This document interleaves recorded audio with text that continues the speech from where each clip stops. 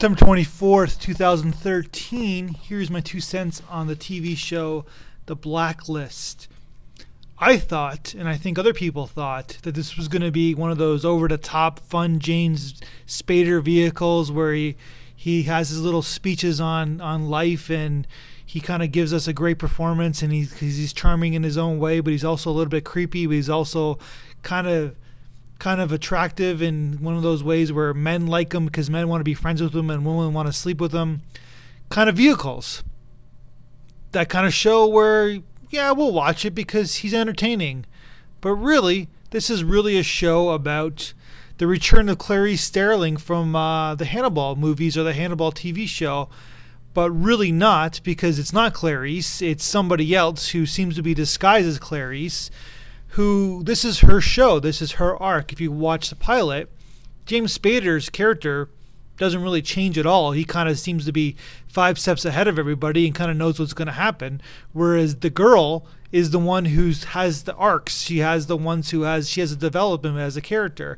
The reason why I'm saying she's Clarice, because the pilot is telling us that this is a girl who's very spunky and very brilliant in her own way, but also looks good in underwear, which we get to see in her first scene, is going to be the person that we're going to be following in this TV show, and someone who needs to solve cases by going inside of her own demons in order to solve cases, in order to solve and help people out. She has to go inside of herself and figure out who she is inside, and the more she does that, the more emotional she gets, the more she can help out the FBI or James Spader as he masterminds things, etc. Just like Clarice was doing. Even the scene in the beginning when James Spader's character and Clarice meet, it was very much Clarice, and I'm saying that her name is Clarice, it's somebody else, but she might as well be Clarice.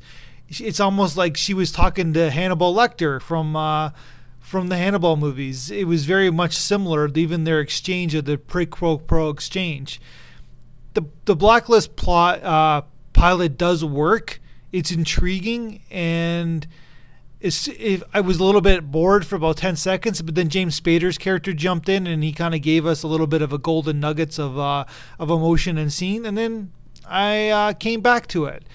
For some reason, it's so cliche ridden and it's a little bit dry, but it works. And I don't know why it works, but it seems to work.